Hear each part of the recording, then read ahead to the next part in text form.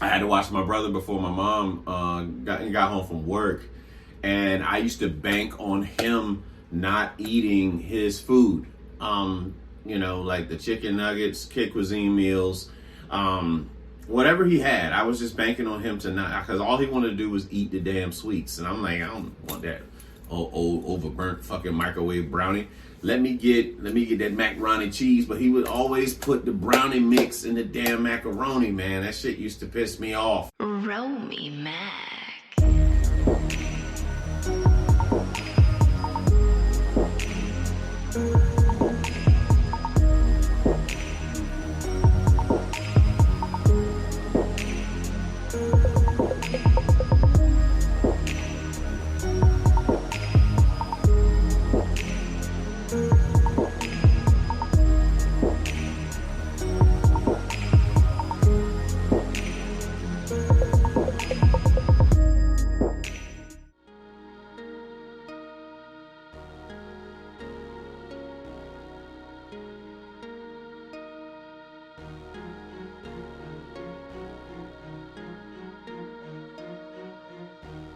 What are your fondest memories growing up in your parents' house? Well, let's go back to the beginning. So August of 1995.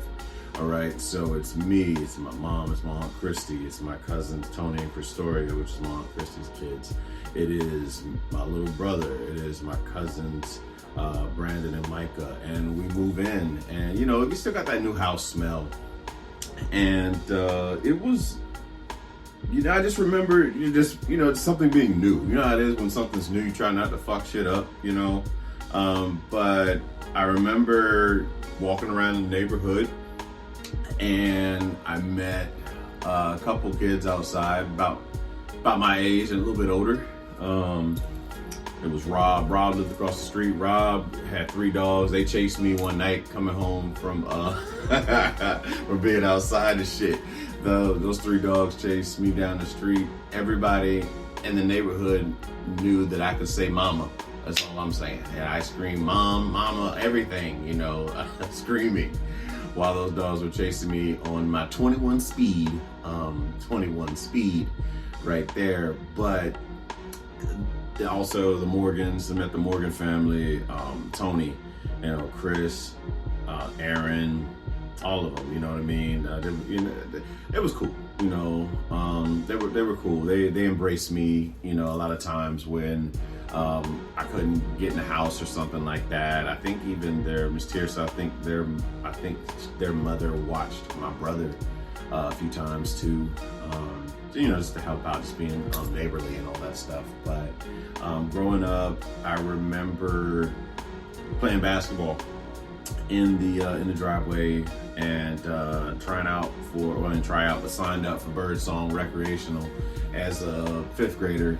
And a lot of the people that I would know in high school, we were on the same basketball team, so that was kind of cool, just to have that history of everybody's game between fifth grade getting up to like high school and playing JV or varsity, whichever one that is. But fondest memories, I'd say dinners. I remember we would always watch UPN together.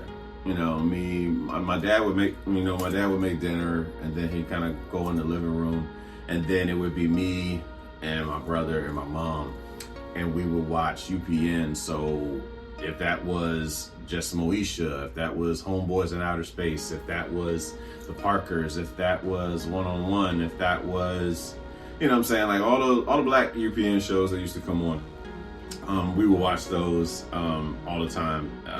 What is the church joint, man? I forget the name of the church UPN show, but that used to be life. It used to be life. It just to hang around. I would see my mom go through cutting coupons, and we would have dinner, and sometimes just say lines from movies, really anything Eddie Murphy. I was auditioning, if you will, trying to be validated. A lot of doing impersonations of the Clumps, a lot of teasing my brother, being a big brother to a little brother type thing. Looking back at it now, it's bullying, but back then you don't know any better. You're doing what was done to you, or what you saw on TV and all that stuff. But fondest memories, being able to listen to like vinyl, trying to listen to vinyl. I didn't really know how to handle the needle. But I just wanted to hear New Edition's album, just New Edition, the one got Cool It Now and Mr. Telephone Man on it. We had it on, my cousin had it on tape growing up. So I was like, man, I gotta find a way to one, record this and put it on tape for myself so I can take it upstairs without my dad knowing. So, I get home from school, and that was what I would do. I would avoid doing homework. I'd probably look and see what music videos would be on, like Cedar's World or 106 or whatever the music video show was at that time on BET, and then I would just I would go through the vinyl and try to play them. But to me it just seemed like too much work at the time. I wasn't a purist yet, but it seemed like a lot of work. But I really wanted to hear all the New Edition stuff, because I still am, but I was very much obsessed with New Edition and the Boys and Michael Jackson and the Jackson 5. So I wanted anything that they had, I wanted to hear it. But I would do that. I remember when we used to watch my uncle's Dalmatian. Lady was her name. Her name was Lady. And we were watching Lady, and Lady was fierce, yo. She was a fierce Dalmatian, and I used to try to walk her around the house, and this bitch tried to bite me. So I'm up there freaking out, dealing with this dog trying to bite me and trying to get her to use the bathroom and all this stuff. But eventually my uncle came and got her. But yeah, Lady was a motherfucker, man. Not gonna lie, Lady was a motherfucker. I have a very fond memory of hearing my dad yell to me that wrestling on. That was like a thing. That used to be a thing. Or how my dad could whistle with his teeth and shit. I don't know how to do it, but he knows how to do it. It sounds like "Phew" or whatever. If music was too loud in my room, if my mom was calling me and I didn't hear, he would do that, and then that would essentially get my attention, or hear his, I would say deep voice, try to get my, my attention, and then I, come running or whatnot. Fondest memory growing up, trying to extend staying up by talking to, just saying funny stuff to my mom in her room before going to bed, and just making jokes with my brother. Really that, just a lot of saying lines, singing songs from movies that we don't watch, cartoons or comedy movies and stuff like that. Commonly the Clumps 1 and Clumps 2, and then just like the Jungle Book. That was like me and my brother's thing. That, the Prince of Egypt. I say, like, when the family would come to visit, when the Maryland family would come. I remember this one Thanksgiving. I believe it was when I was in 6th or 7th grade. But from what I can remember, that was the first time I had both of my grandmothers in the same house, man. My mom's mom, my dad's mom. So food-wise, it was on and popping. I would have the style that my grandma would have from North Carolina, that their country style. I would have the style that my grandma Sarah would have from Salisbury, their country style. Scrapple everywhere. Pork jowls. The dribbly gravy on the dressing.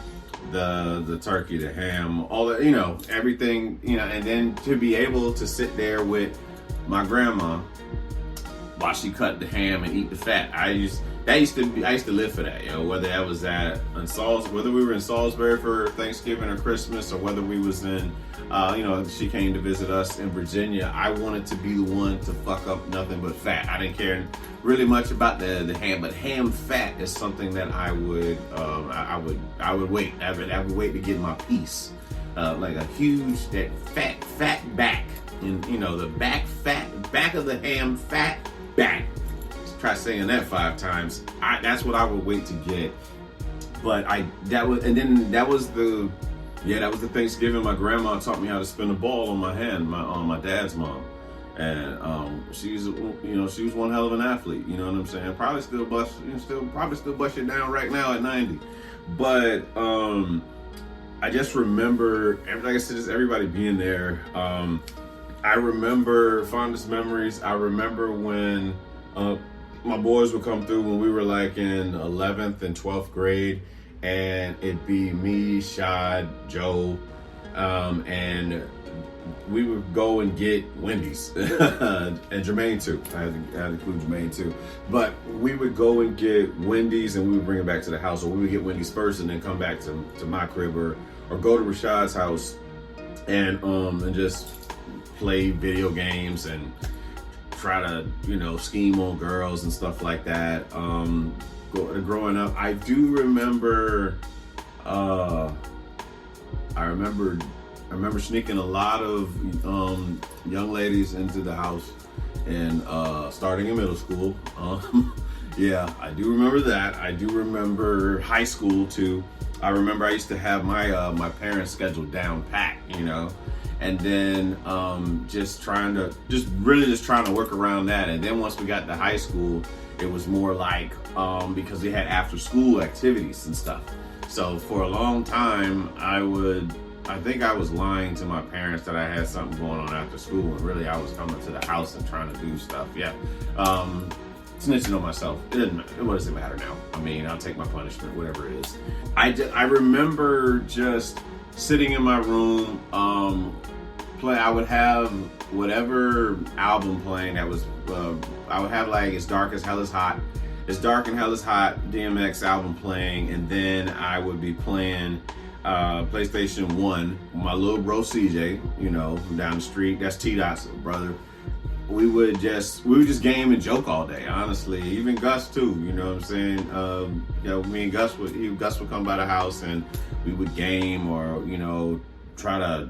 think we even tried to rap or sing, whatever it was. We was always scheming on scheming on the girls in the neighborhood to some degree, and wasn't much success. I'll be honest with you. That's the funny part. It wasn't really much success with that. It was just something to do. It's just being young boys, and that's all that was going on in our neighborhood. It just seems to be that way. And what other memories growing up in that house? I remember coming downstairs. Yeah, I remember coming downstairs after school. I come down, I come in the house, put down book bag, go in the refrigerator, go upstairs, drop the book bag off, come downstairs and think like something would just reappear. Ain't nobody been here but you, but for whatever reason, you just keep opening the refrigerator trying to find something. I remember coming home and I remember those summers where I had to watch my brother before my mom got home from work, and I used to bank on him not eating his food.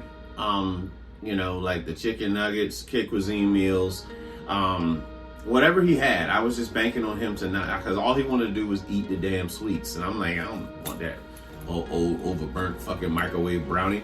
Let me get that macaroni cheese. But he would always put the brownie mix in the damn macaroni, man. That shit used to piss me off. The chicken nuggets, what else was in it, man? It's like a chicken nugget one. I think it was a hot dog. There was a like a little slider joint, something like that. But I used to like them Hungry Man dinners. Yeah, the Hungry Man, the banquet chicken joints. Yeah, I don't know, the breading on that's another fond memory I remember growing up, was the breading that would be inside like those microwavable chicken dinners that would come with the potatoes, the corn, and then it'd be like a wing, a crooked ass wing, and a drumstick. And like the way that microwave would hit that breading, you know, it would be just as soft. Sometimes I would just eat the breading by itself, and I ended up overcooking the chicken part. But that breading though, the breading on that chicken used to be fire. Like really used to be fire, man. I remember having to watch it. Yes, that's it. Yes, that used to be music time for me. When I would have to wash dishes, I used to hate washing dishes initially, and then I looked forward to it because I would bring my boombox from upstairs, you know, and I would play whatever was current at the time, you know. So like when Aaliyah came out, 1 in a Million, my uncle left the tape, so I would just play 1 in a Million album while I was while I'd be washing dishes. Or I would make mixtapes off the radio. That's another fond memory, growing up in the house and waiting for Z104 and 103 Jams to do. Z104 had the top 5, the top something at 9. Their countdown thing, or the favorite tracks was at 9, and then 103 Jams would have like the top 8 at 8, I think is what that was. So that's how I would get like the mix and whatnot. Getting music back then, I used to hate when the DJ would, the radio guy or whatever, the radio DJ, the disc jockey, when he would cut off the song like before the end of the chorus when the song was over. And it would be like, all right, fine. So we got to switch to something else. But that's them days, man. We used to have tapes. No MP3s, none of that. No iPods, none of that. You had to wait. You had to wait for your records to come on the radio, and then you clip that, you know, and then, you know, hopefully you'll be able to sing it, know the lyrics when you go back to school the next day. I can remember seeing my mom put the tree up, like, commonly the second week of December, she would put the tree up, and it used to have a train joint. It used to have a train joint, and there used to be these songs that used to be on the tree, Christmas songs, of course, and she would always be like, we would always watch like that Martin episode, any of them, like mainly the one with the where they get robbed at the station. Yeah, when they get robbed at the studio or whatnot, by Brother Claus. And she would do that, or she would watch Christmas Vacation. And I just remember my dad would be like making something Christmas related in the kitchen, whether that be some form of eggnog or cookies or, you know, something like that. There was a point in time where holidays felt like holidays there. And then after a while, it just, I don't know if it because you learn how Santa Claus isn't real, but that feeling of Christmas, it started to go away.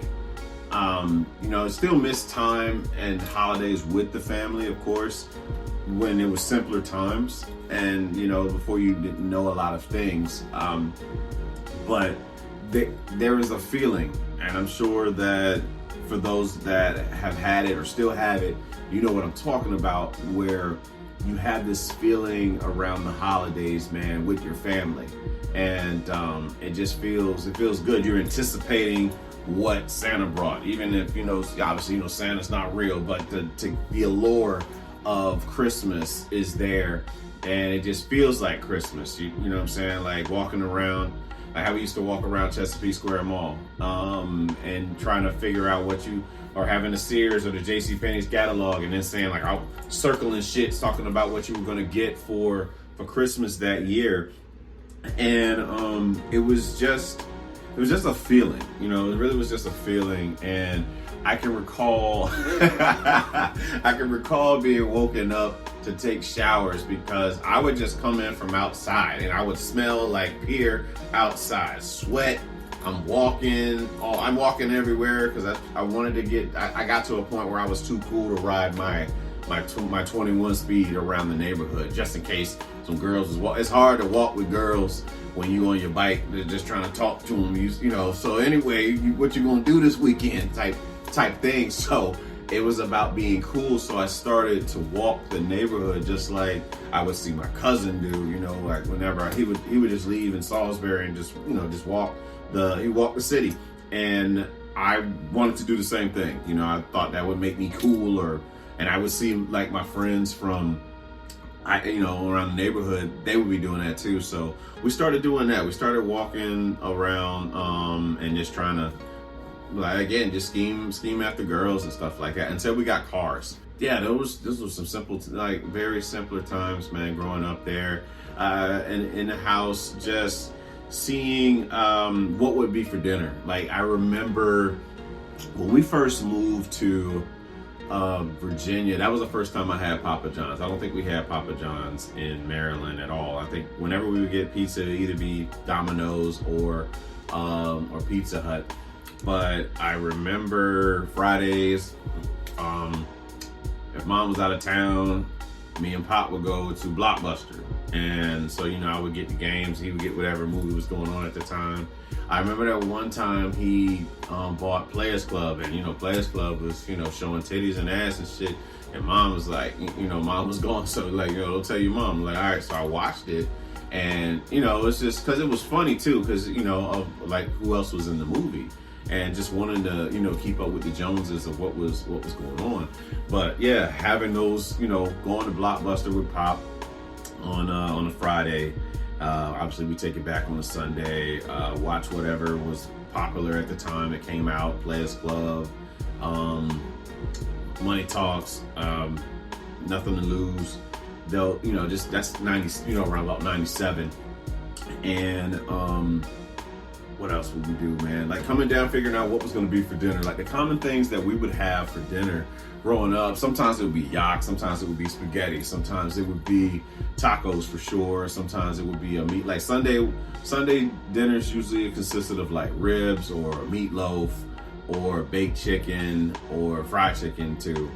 Sometimes shrimp, and then be like fish sticks sometimes, or like fried, fish fillets and stuff like that. There were, it was just a lot of things I just remember. I remember my mom would have my dad smoking. She didn't want to smoke in the house, so she would have him smoke in the laundry room. And I remember having to go in there and ask him to do something, and he'd be in there I understand it now why he would do that. He was trying to manage everything that was going on with life, and just having that piece of being in there, smoking a square, you know what I'm saying?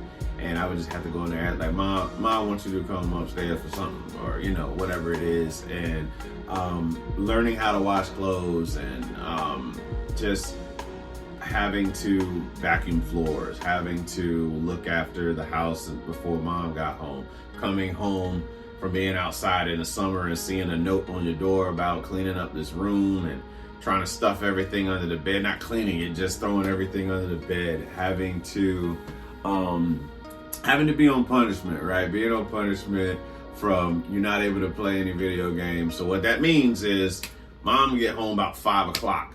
So I got from 2:30 when I get to the house to play Game Day 98 or Crash Bandicoot, Jet Moto, whatever the game was at the time, until about 5 o'clock, and act like I was studying. But and then when my brother get home, just sit there, get him together, more than likely watch whatever cartoon on Disney, like the Disney Channel, Nick Jr., like the Nick in the Afternoon stuff, or music videos. And that's what I would do. I think that, definitely influence on him about that, because it was a constant concert when it was just me and my brother inside that house. That's a lot of fond memories I do remember in the house, is just singing. I would play Roller Coaster Tycoon and sing with my brother. He had Roller Coaster Tycoon, and then I took over. I took over that because that shit was funny. There was this Captain Crunch game we had one time. It came in the box. It came in the cereal box, but you could play like Captain Crunch on the computer. It was like a red disc or some shit. And we used to play that too. But just really just being funny, honestly. It's just a bunch of comedy, just sitting in when he got a Nintendo 64, I was right in his room because I wanted to play all the wrestling games and stuff like that. But it just chill. Him and next door neighbor kid about the same age as him used to play Pokemon Stadium. They used to trade Pokemon cards and stuff. But there's a lot of memories I remember growing up. I used to love whenever my cousin Tony would come visit for the summer, because I always had somebody to play with. My brother didn't really want to do video games like I did, but Tony, he was a really, really big video game head, and just love to play, and it was good. Like how you play with somebody that's so many years younger than you, and you try to pull the controller and let him think you playing. Oh no, nah, he's 5-6 years old. He's busting your ass, and sore loser though. He would, oh my God, he would throw so many tantrums, so many fits when he would lose, man. It used to be funny to us, but those are a lot of the fond memories I remember growing up in the house with my folks.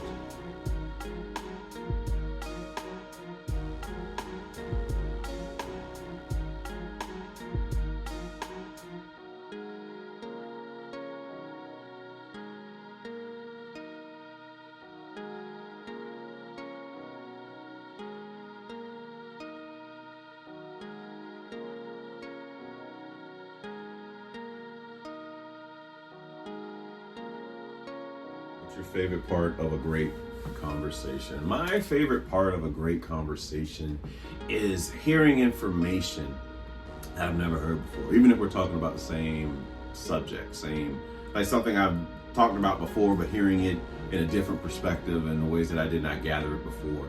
But being able to listen to people and see how they think, and not coming in it with my cup full, like, nope, you're wrong type thing.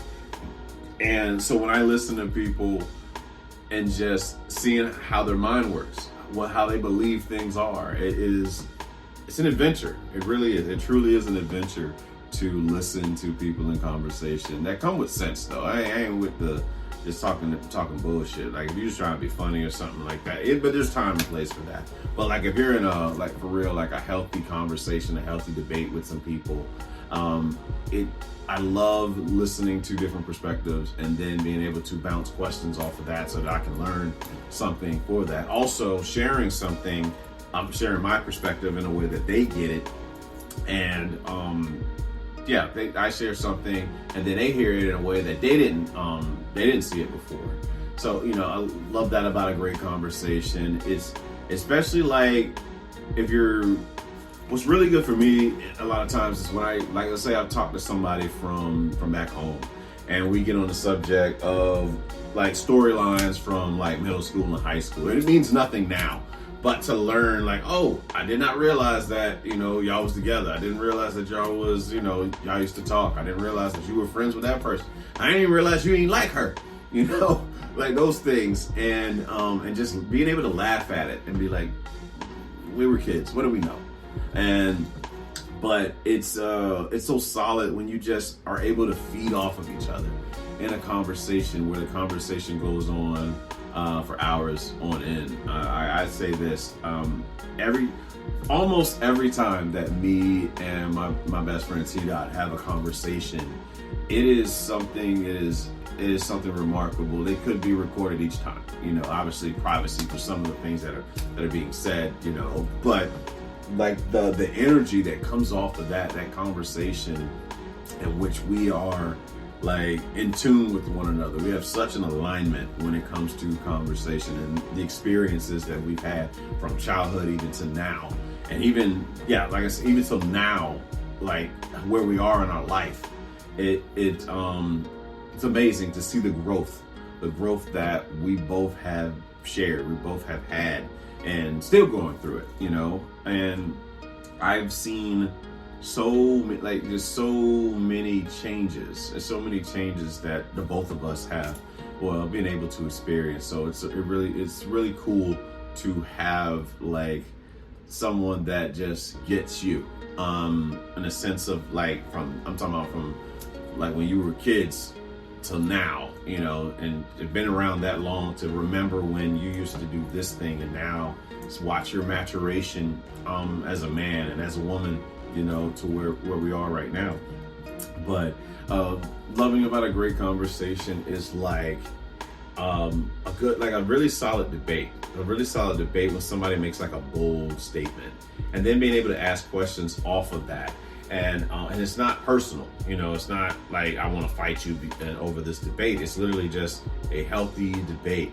I've been fortunate to be a part of a few conversations that have left me like I feel stronger mentally after having these conversations. So, it was one time where we were celebrating one of my close friends' 40th, and it's a gang of us. They all came from Memphis. We met in Destin, and we're having this conversation. And I'm talking about it went on for hours. Like and we ended up recording a podcast later on. Buddha and Kells, you've been able to check that one out. I might even put the link inside of this episode. But the conversation we were having, talking about masculinity, femininity, manhood, talking about growing up black, talking about how black men are with black women, and all these different avenues that we're able to speak from. And as far as men leading and women not allowing men to lead, and it just you had contrast of opinions, but there was also that mutual understanding of where they came from, and essentially like why some black women feel exhausted with dating and things like that. You know what I'm saying? Feeling like the pressure's all on them, and not feeling protected. All these different things. The conversations that come up, and we were able to speak from those. We talked about music. We talked about how we are presented in the media. We just like when you get people that can actually expound on their thoughts and not just try to be funny. Like just really having a conversation of trying to be understood and understand the other person. I mean, those are some of the dopest parts of having like a great conversation for me. That's something I live for. I prefer, don't get me wrong, I love the tribe that I have, but I love talking to strangers, and strangers that know how to essentially hold a conversation with you. Waiting for the plane, waiting for your plane to arrive when you're sitting at the airport and stuff like that, and somehow or another somebody sees you reading a book, and then that conversation spans off of the book you're reading, or just something flashes on the TV, and you can never have enough mature conversations about Donald Trump, when it comes across comes across the screen, and just conversation, just being able, that feeling of connecting without expecting anything in return.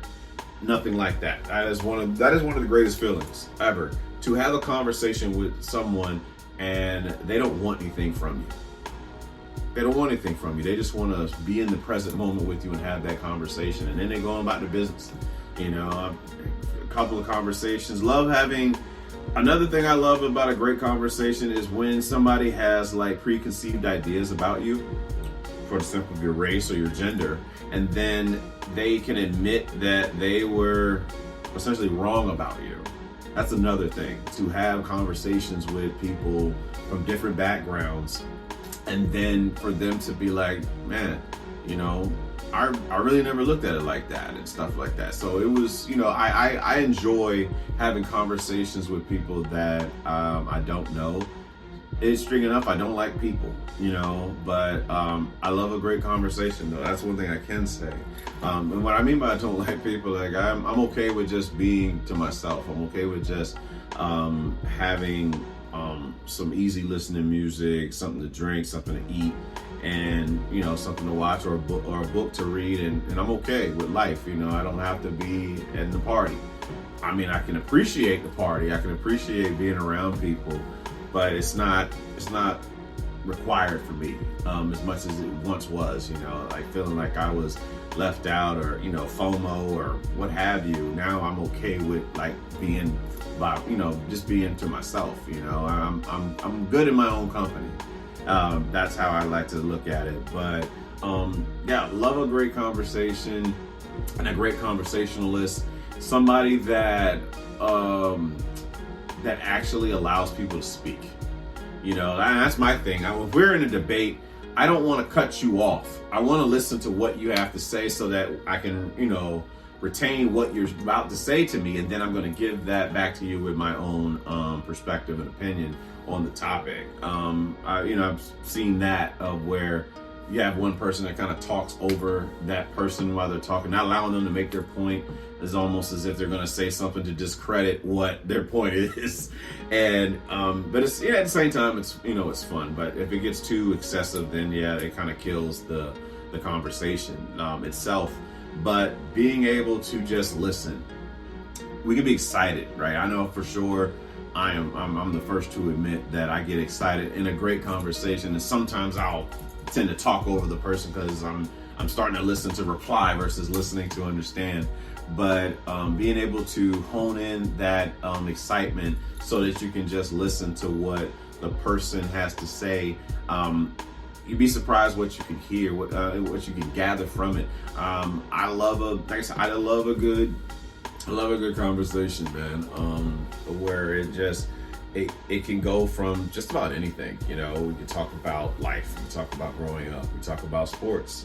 I don't have much attachment to sports though. Like, I mean, if you say something negative about the 49ers, the Bulls, the Florida Panthers, the Miami Hurricanes, the Miami Marlins, all my teams, if you were to say anything about them, I'm not going to fight you. I'm not leaving your house because you said something, you talked down about my team and how bad they lose. And it's not that deep, it's not that deep. It's just, it's only sports, no attachment to it.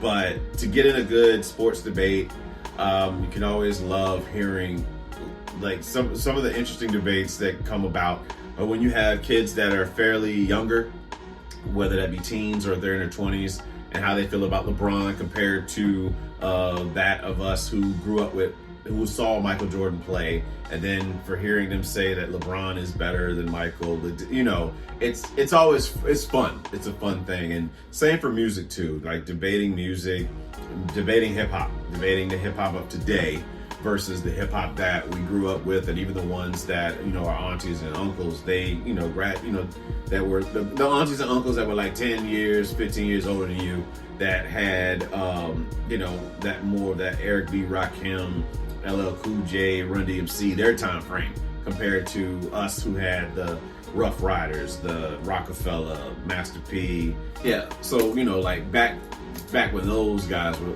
kicking it, or even Cash Money with Big Timers and Hot Boys, Juvenile, Wayne, all of that, like to getting those conversations and just hearing different things. I can tell you that me and one of my best friends, Pablo, got into back when I was attached to artists and music and entertainment. One time at work, we got into a heated debate, and don't laugh too hard. We were battling. I was messing with him, and started off initially messing with him, and then somehow it got serious, but still playful at the same time. We were talking about who would out rap who between Lil Bow Wow and Lil Romeo. It got out of hand, just being just dumb between the two of us. And we laugh about it to this day. But like just those type of debates, just being able to talk with somebody that understands the music and can go back and forth with it. Like people that debate whether DMX was better than Jay-Z, or Kanye is he the best rapper, producer, all these different things that come up. But you just love being able to listen to other people and how they feel about certain topics without taking it personal, and not having somebody in there that's out to make everybody feel like they're not important, like their opinion doesn't matter, but to be able to continue the conversation amongst grown people. And we just, go from person to person, adding different pieces, and it's just a great conversation. So many things I love about a great conversation, but really just that being able to learn something, being able to hear a perspective on something that you hadn't thought of before.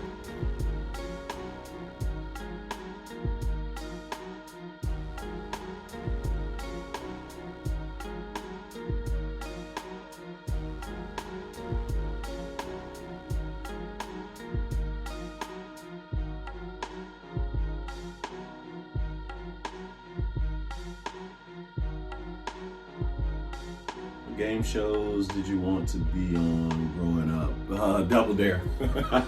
Yeah, Double Dare, Family Double Dare. What Would You Do? Nickelodeon Guts. Definitely Nick Arcade, because it's all video games. But Double Dare, I love trivia, and I like that all the prizes, really. The prizes, like, always wanted to have one of those toy sweepstakes or whatever. The thing where you just go inside. They used to have them. They used to show them all the time on the game shows where a kid takes a cart and he just goes down each aisle in the toy store and just throws the shit in the cart. He get to keep whatever he got in the cart. And I was just like, man, if I could do that, I would ram Shaq on like video games and Ninja Turtle toys and wrestling men and all that stuff, But yeah, I think looking back, those are the game shows that I wanted to be on as a kid.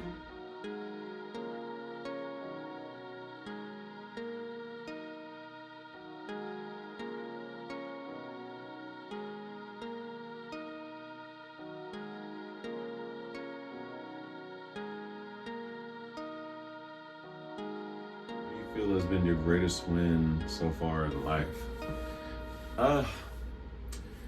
My greatest win so far in life is me not giving up on the challenges that come with life. I believe that's probably my greatest win, because there was a time where I just I spent every day trying to be so right, trying to be so nice, and I thought that was the way of receiving love, and that isn't, and it was something that I needed to know. I needed to learn that. I needed to learn in a way that I wasn't prepared to learn from, but eventually I figured it out.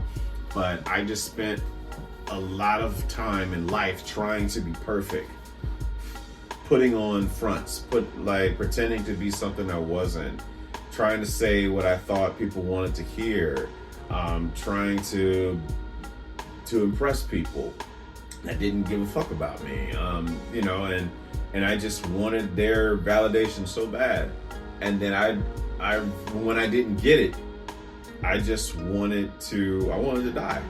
I wanted to die, and I just didn't want to do this shit no more. It just felt bad. Like, why am I trying to do the right thing and it's not working out for me? So I was trying to love conditionally, I was trying to love life conditionally versus taking life unconditionally and having healthy boundaries. So when I learned how to be, I learned how to love myself. I learned how to separate myself from having to be there for every damn body but myself. I had a rude awakening. It was a spiritual awakening, actually, not just a rude awakening. It was a spiritual awakening. And I was able to see that I don't have to do and be everything to everyone. Not anymore. I don't have to do that. I can just be calm. I can be at peace. I can be at peace with myself. Because that person's upset doesn't mean I have to be upset. I used to believe that. Being around people, I used to feel responsible for people's emotions. So because they were upset, I had to be upset too.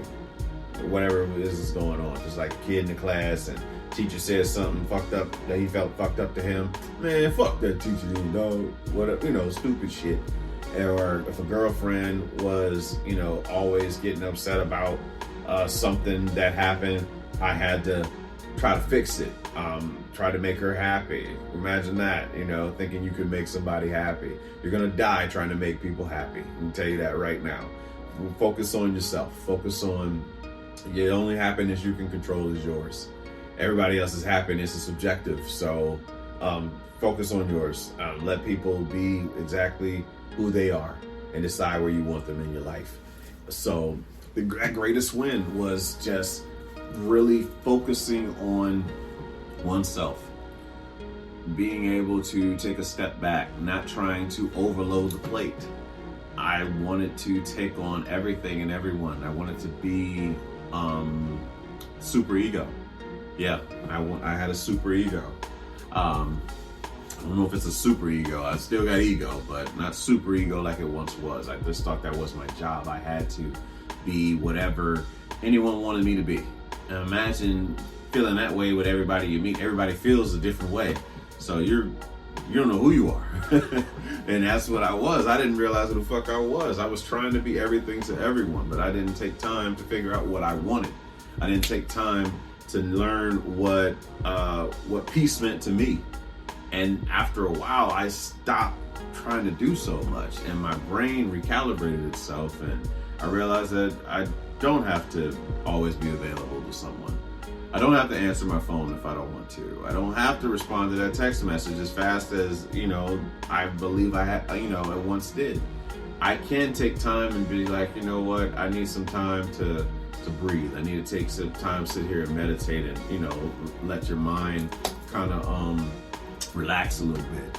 But before, I would just try to be there for everything and everyone except myself. In a relationship, I was very codependent, so attached. I wanted my girlfriend to be responsible for all of my happiness. I thought that was how you were supposed to be. But I believe it's also what I saw, or interpreted rather. We'll say that. That's what I believe a relationship was to be that clingy and not have a life, just focus solely on them.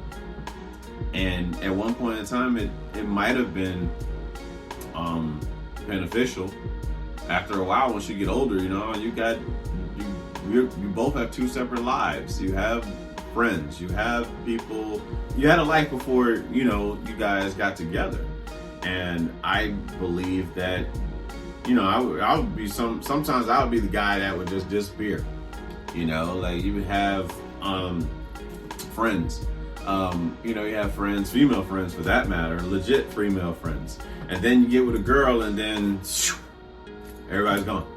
And then there's that time when your girl is not available because she's out with her friends. So now you're sitting there like a puppy dog waiting for that phone to ring, waiting for that message to come through and all this other shit. But you have your own life. But that's that codependency, man. And it's all right to be individuals, It's just enjoy a person's company, but don't make them responsible for your happiness. So I think that was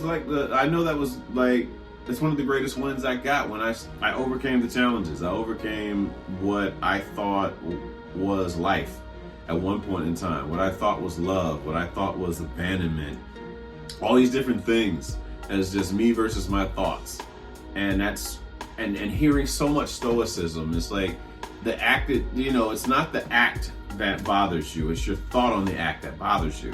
And there's so many things that happen in life. You get to choose whether or not you respond to it. You know what I'm saying? Like you have an opinion. I was having a conversation with my best friend's wife this past weekend, and she was asking me about something, and we, obviously she was joking, but she was just like, "Oh, you gotta have an opinion on it." I was like, "Actually, I don't." I don't have to have an opinion on it. I can just choose not to have an opinion on it. I don't need to allow something into my system. Like, what do you think about what Trump said about this? I don't care. I don't have to care what he says. I don't have to interpret anything that, whatever you've allowed to get to you, I don't have to allow it to get to me, is what I'm saying. And, you got to mind the fucks you give in this life. And that's one way of doing it. I'm choosing to not go down this route. I don't wish to be, have my emotions all rattled over something I have no control over. And that's kind of like what I've learned to do. I've learned to ask myself, do I have any control over this? Does it pertain to me? Do I have, how does this affect my life? If it doesn't affect my life, I'm not paying much attention to it. And just seeing the difference it makes and so much peace that you have when you no longer try to fit in, when you no longer try to be validated by what's trending. Ask yourself, is it useful to you? And feeling like you're missing out on what? That's the question. What am I missing out on? And when I conquered all that stuff, it was different because it just takes you out of the matrix. The matrix is designed for you to feel like you're not enough. The matrix is designed for you to follow things that are not really that important to your daily life. And once I removed myself from it, it brought so much peace. It brought so much peace, and teaching others to do the same. And it's like, why would they want you to follow this thing? Like this model, even this model for marriage. And it's very interesting, man. It's like you got a bunch of people, and again, we're all still growing. We're all still healing. Don't get me wrong. And we're going to be healing for forever. You're never just going to be fully healed and be like, I want to be in a relationship. I totally understand that. But there is a gang, and this is what I believe. I truly believe that there are a lot of 5-year-olds out there looking to be, traumatized. I believe there's a lot of traumatized 5-year-olds looking to be in marriages with other traumatized 5-year-olds, trying to make a healthy relationship and without healing, starting at least the understanding of healing first. Like, we're getting into relationships with somebody and we're trying to create them into the perfect parent for us instead of reparenting ourselves. And I know I've done that in relationships, so I can imagine what a marriage must be like. Like, let's say you got married young, or you got married, like in your 20s, and trying to live with this person and make them the perfect parent for you, or what have you. I didn't get the point, but it was a lot of that, throwing tantrums, waiting for this person. Like, you're not even in the room with that person anymore. You're in the room with whoever it was that caused you trauma early on. And it's tough to bring yourself back to the present moment. And I believe we're all guilty of that. I believe we're all guilty of having situations where someone triggers us and we're no longer in the room with that person. We're in the room with our abuser. And we're trying to protect ourselves. Our ego comes out, and we feel fear. And there's no room for fear and love. And there's no love in fear. So trying to be kind, trying to calm yourself, trying to rectify your emotions, trying to separate yourself from the scenario itself, detach from it, and then be aware of what you're feeling, and then deciding what to do from there. And it's tough at times, when you feel like you're just in a corner. And I know a lot of us has felt like that cat in a corner, and the alley cat, and somebody tries to pick, you just flare up at them, and it's not personal, it's just protection. So I'm grateful for overcoming a lot of that. I'm grateful for overcoming a lot of that that trauma in which I had endured, or believe I endured, interpreted, what have you, my perspective. That's just really all it is. And just being able to see the separation, to separate yourself from your emotions, separate yourself from your feelings, being able to feel your feelings, but separating yourself that I am angry, I am upset, I am happy.